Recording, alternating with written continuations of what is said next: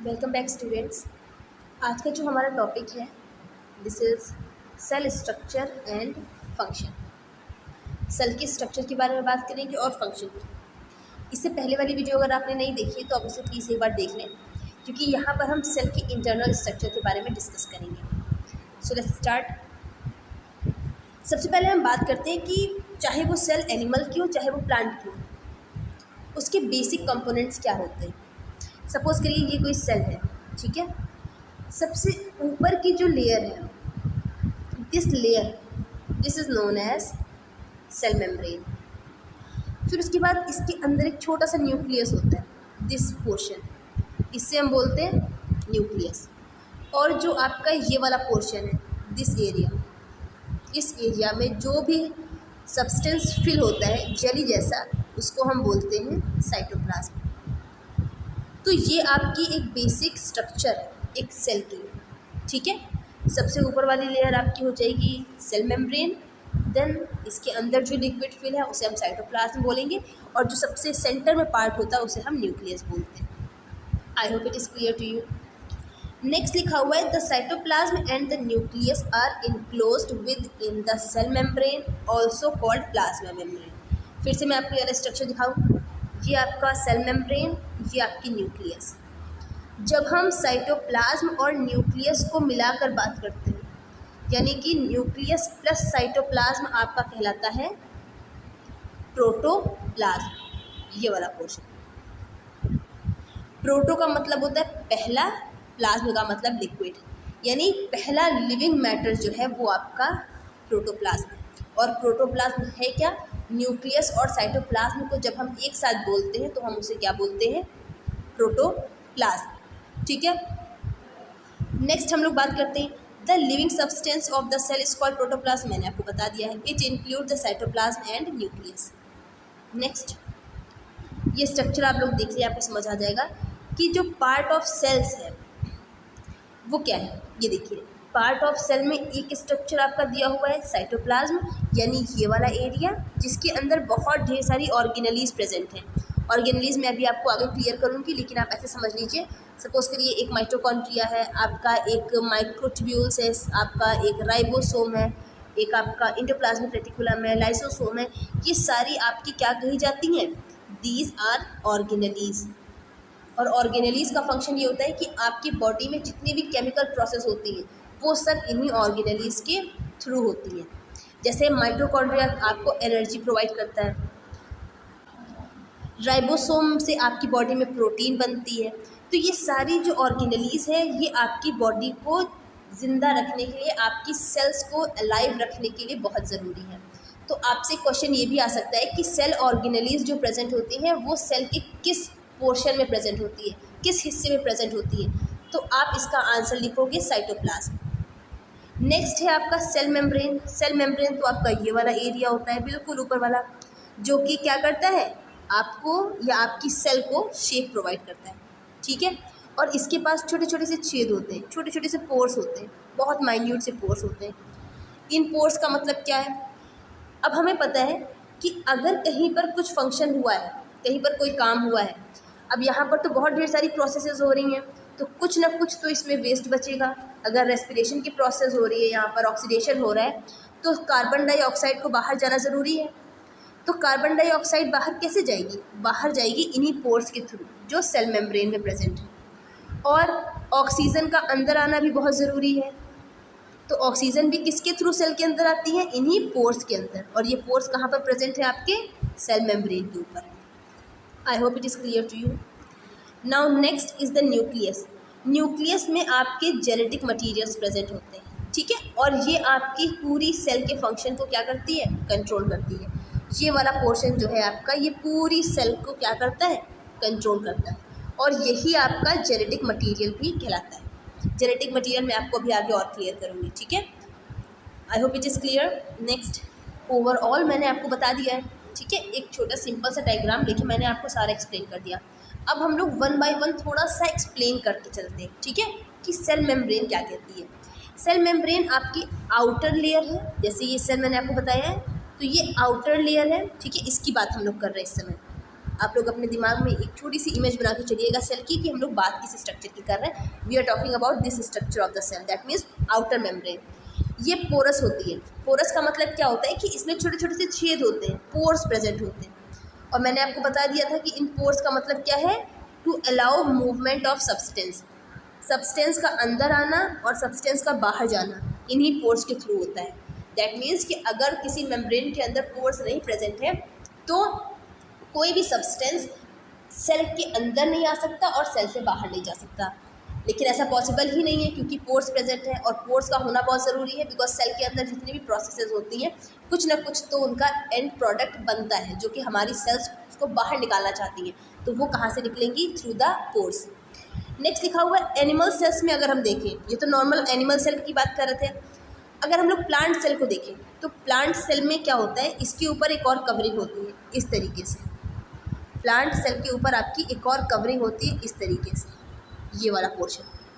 ये शायद डायग्राम भी मैंने आपको दिखाया था, मैं भी आपको दिखाती हूँ इसका डायग्राम। हाँ, ये देखिए, हम लोग अभी तक एनिमल सेल की बात कर रहे थे, तो ये हमारी थी सेल मेम्ब्रेन, ठीक है। अगर हम प्लांट सेल की बात करें तो प्लांट सेल की सेल मेम्ब्रेन यहाँ है, इसके ऊपर एक और एडिशनल लेयर होती है जिसको हम लोग बोलते हैं सेल वॉल। और ये मेन डिफरेंस में से एक है। प्लांट सेल और एनिमल सेल में डिफरेंस करने को आएगा तो सबसे पहला डिफरेंस तो आप लोग क्या करते हैं कि क्लोरोफिल प्लांट में है, एनिमल में नहीं है। लेकिन एक दूसरा डिफरेंस आप और भी कह सकते हैं कि cell wall. Cell wall is a major structure, जो कि कहाँ होता है, सिर्फ प्लांट में होता है।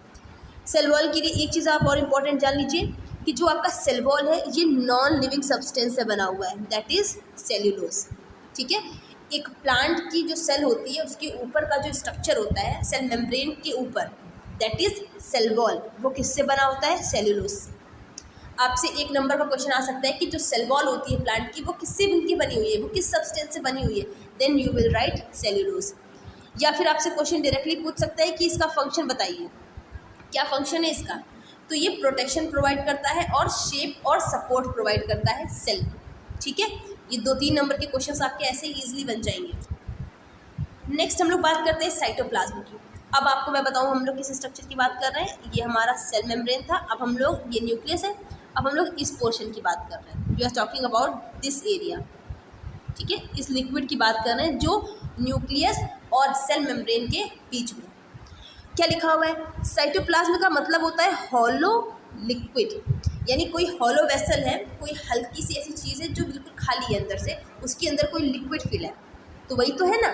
ये आपका आउटर मेम्ब्रेन, ये आपकी न्यूक्लियस, और ये हॉलो स्ट्रक्चर ही तो है, हॉलो वेसल ही तो है जो खाली है। और इसके अंदर जो चीज़ फिल है उसको हमने क्या कहा है, उसका लिक्विड। और साइटोप्लाज्म का मतलब यहीं से आया हुआ है कि ऐसा लिक्विड जो हॉलो स्पेस में फिल्ड है, खाली जगह पर फिल्ड है, ठीक है। और ये स्पेस कहाँ से कहाँ तक एक्वायर करता है, ये स्पेस आपका एक्वायर करता है न्यूक्लियस से लेके सेल मेम्ब्रेन तक। इतना एरिया जो होता है आपका वो किसका होता है, साइटोप्लाज्म का, ठीक है।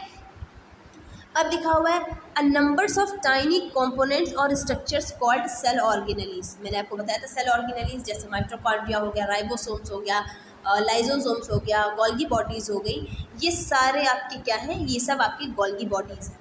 और जितनी भी केमिकल रिएक्शंस हमारी लाइफ के लिए ज़रूरी है, जैसे रेस्पिरेशन हो गया, जैसे आपका ऑक्सीडेशन हो गया, या जो भी प्रोसेसेस होती हैं, प्रोटीन्स का बनना, लिपिड्स वगैरह का बनना, ठीक है, ये सब आपकी इन्हीं गोल्गी बॉडीज़ के इन्हीं ऑर्गेनेलीज़ के अंदर होता है, ठीक है। और वो ऑर्गेनेलीज़ कहाँ पर प्रेजेंट होती हैं, साइटोप्लाज्म में, ठीक है। और माइटोकॉन्ड्रिया को क्या बोलते हैं हम लोग, powerhouse of the cell. क्यों बोलते हैं, क्योंकि एनर्जी का प्रोडक्शन जो होता है वो माइटोकॉन्ड्रिया से ही होता है, ठीक है। अभी लास्ट में मैं और आपको क्लियर कर दूंगी कि सारी ऑर्गेनेलीज का फंक्शन क्या है, ठीक है, वन बाय वन। अभी हम लोग जहाँ पे समझ लेते हैं साइटोप्लाज्म के बारे में। I hope it is clear to you. Last जो पार्ट है हमारे सेल का वो है न्यूक्लियस। हमने सेल मेम्ब्रेन ख़त्म कर दी, हमने यहाँ तक अपना साइटोप्लाज्म फिल कर दिया है। अब हम बात करने जा रहे हैं अपने न्यूक्लियस की, ठीक है, यानी हम बात कर रहे हैं इस वाले पोर्शन में। ध्यान रखिएगा क्या लिखा हुआ है, न्यूक्लियस जिसको हम लोग क्या बोलते हैं, न्यूक्लियाई। जब हम 2 से ज़्यादा की बात कर रहे होते हैं, प्लूरल में बात कर रहे होते हैं, तो हम लोग न्यूक्लियाई बोलते हैं। एक स्फेरिकल स्ट्रक्चर होता है जो कि सेंटर ऑफ द सेल में प्रेजेंट होता है, यानी कि यहाँ पर होता है सेंटर में, ठीक है। और ये साइटोप्लाज्म से सराउंडेड होता है। इसके चारों तरफ क्या होता है? साइटोप्लाज्म होता है। ठीक है, इसको हम लोग control centre of the cell भी बोलते हैं। क्यों? क्योंकि हमारे सेल की जितनी भी एक्टिविटीज़ होती है वो कहीं ना कहीं सेल के अंदर पड़े न्यूक्लियस की वजह से होती है, वो कंट्रोल करता है। इसी वजह से इसको हम लोग कंट्रोल सेंटर बोलते हैं।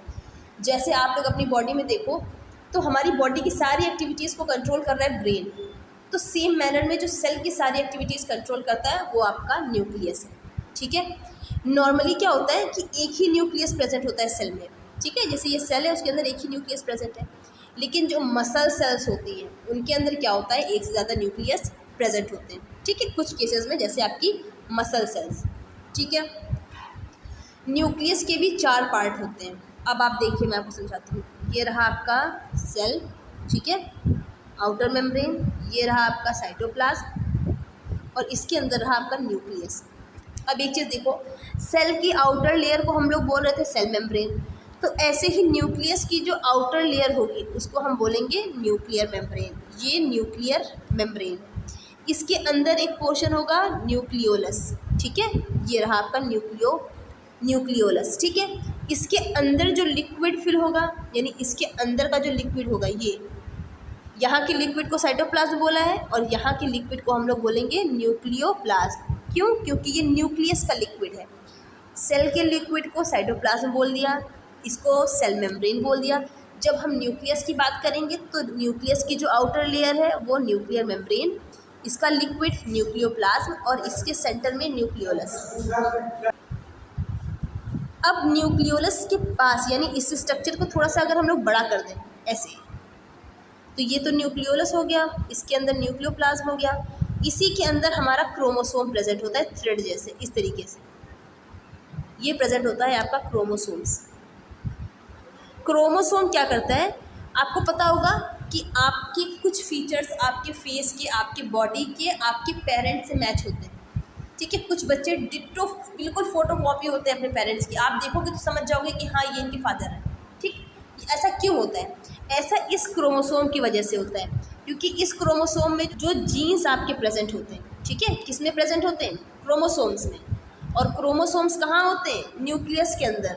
और न्यूक्लियस कहाँ होता है? सेल के अंदर। ठीक है, यानी यहाँ पर कहीं भी ये क्रोमोसोम्स प्रेजेंट होंगे, उनके अंदर होते हैं ये जीन्स। और ये जीन्स क्या करते हैं कि आपके पेरेंट्स की बॉडी से जब आपके अंदर आते हैं तो कुछ ना कुछ कैरेक्टर्स आपके पेरेंट्स से आप में ट्रांसफ़र हो जाते हैं। ठीक है, नेक्स्ट हम लोग मूव करते हैं। ये हमने आपको पहले क्लियर कर दिया है। ठीक है, न्यूक्लियर मेम्ब्रेन मैंने आपको समझा दिया। इसके बाद आपको न्यूक्लियोप्लाज्म मैंने क्लियर कर दिया कि जेली लाइक सब्सटेंस होता है और न्यूक्लियस के अंदर होता है। ठीक है, और जो न्यूक्लियोलस होता है वो छोटा सा स्ट्रक्चर होता है, न्यूक्लियाई भी बोलते हैं इसको हम लोग। ठीक है, क्रोमोसोम्स मैंने आपको बता दिया है कि इनके अंदर जीन्स होते हैं और ये क्या करते हैं? क्रोमोसोम्स कैरी करते हैं ये जीन्स, और ये जीन्स हमारे पेरेंट्स से हमारे अंदर कैरेक्टर्स को लाने के लिए रिस्पॉन्सिबल है। ठीक है, अब ऑर्गेनेलीज़ की बात करते हैं। जैसे मैंने आपको स्टार्टिंग में कहा था ना कि ऑर्गेनेलीज़ को हम लोग थोड़ा सा कायदे से डिस्कस करेंगे।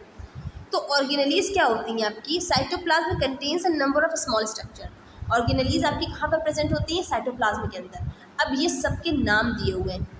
एक ऑर्गेनेली आपकी माइटोकॉन्ड्रिया है, एक एंडोप्लाज्मिक रेटिकुलम है, फिर गोल्जी बॉडीज़ है, फिर लाइसोसोम्स है, वैक्यूल्स है।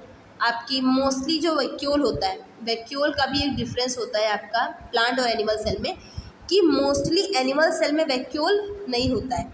ठीक है, अगर एनिमल सेल ऐसी है तो प्लांट सेल ऐसी होगी, क्योंकि उसके ऊपर एक और एडिशनल लेयर होती है इस तरीके से। तो इसके अंदर आपके वैक्यूल्स प्रेजेंट होंगे। किसके अंदर वैक्यूल्स प्रेजेंट होंगे? प्लांट सेल में। ठीक है, एनिमल सेल में नहीं होंगे, और अगर होंगे भी तो नॉर्मली तो नहीं होंगे, लेकिन अगर होंगे तो छोटे होंगे। किसके कंपैरिजन में? प्लांट सेल की कंपैरिजन में। ठीक है, नेक्स्ट हम लोग बात करते हैं अबाउट ऑर्गेनेलीज। सबसे पहले एक हम न्यूक्लियस की बात कर लेते हैं। मैंने आपको स्टार्टिंग में बताया कि न्यूक्लियस कंट्रोल सेंटर है आपका। ठीक है, जो सेल्स का डीएनए, उसी में आपके जीन्स और क्रोमोसोम्स आ जाते हैं। ठीक है, जिनसे कि कैरेक्टर ट्रांसफर होते हैं। राइबोसोम्स और एंडोप्लाज्मिक रेटिकुलम की बात करें तो इन दोनों का फंक्शन है फॉर्मेशन ऑफ प्रोटीन। माइटोकॉन्ड्रिया की बात करें तो माइटोकॉन्ड्रिया क्या करता है? हमारे फूड को ब्रेक डाउन करता है। जब फूड को ब्रेक डाउन करता है तो एटीपी निकलता है, और ATP क्या होता है? एनर्जी, हमारी बॉडी की एनर्जी है, और इसको हम लोग बोलते हैं करेंसी भी, यानी हमारी बॉडी की जो करेंसी है दैट इज़ ATP, ठीक है। और ATP निकल रही है मतलब एनर्जी निकल रही है, इसी वजह से हम लोग माइटोकॉन्ड्रिया को बोलते हैं powerhouse of the cell, हमारे सेल का पावर हाउस है, क्योंकि हमारी पूरी सेल को वर्क करने की एनर्जी भी माइटोकॉन्ड्रिया से आती है। अब क्लोरोप्लास्ट की बात करें तो क्लोरोप्लास्ट तो प्लांट सेल में सिर्फ दिखाई पड़ेगा, एनिमल सेल में नहीं होगा, लेकिन क्लोरोप्लास्ट का फंक्शन आपको पता है कि क्लोरोफिल प्रेजेंट होता है, और जिससे कि क्या होता है, प्लांट्स अपना खाना बनाते हैं थ्रू द फोटोसिंथेसिस। ये जो सेल ऑर्गेनेली होगी it is only present in the plant cell. Golgi complex की बात करें तो गोल्गी कॉम्प्लेक्स जो होती है वो आपके ट्रांसपोर्ट के लिए मदद करती है। सपोज करिए ये कोई सेल है, ठीक है, इसके अंदर न्यूक्लियस है, तो गोल्गी बॉडीज़ का जो स्ट्रक्चर होता है वो कुछ इस तरीके से होता है, ऐसे ऐसे करके फैला होता है। तो यहाँ से कोई भी सब्सटेंस निकलता है तो गोल्गी बॉडी से होते होते बाहर निकल जाता है, मीन्स कि ये ट्रांसपोर्ट प्रोवाइड कराते हैं, ठीक है। नेक्स्ट है आपका लार्ज सेंट्रल वैक्यूल। ये जो वैक्यूल्स हैं ये खाली जगह होती है, इस तरीके से सेल के अंदर पड़ी होती है, जैसे ये सेल है, ये न्यूक्लियस है, तो ऐसे ही कहीं ना कहीं छोटी छोटी सी जगह पड़ी होती है और ये खाली होती है, तो ये स्टोरेज का काम करती है, ठीक है। वाटर को स्टोर कर सकती है सेल, अपनी किसी भी अदर चीज़ को स्टोर कर सकती है। नेक्स्ट है लाइजोसोम। लाइजोसोम को क्या लिखा हुआ है कि लाइजोसोम जो स्ट्रक्चर होता है उसके अंदर डाइजेस्टिव जूसेस फिल होते हैं, और ये जूसेस डाइजेशन में मदद करते हैं। बट लाइजोसोम को हम लोग सुसाइडल बैग भी बोलते हैं। क्यों बोलते हैं? क्योंकि सेल के अंदर अगर ये फट गया, क्योंकि इसके अंदर डाइजेस्टिव जो जूसेस होते हैं वो बहुत बहुत स्ट्रॉन्ग होते हैं, तो अगर ये फट गया हमारी सेल के अंदर तो पूरी सेल को डैमेज कर देगा।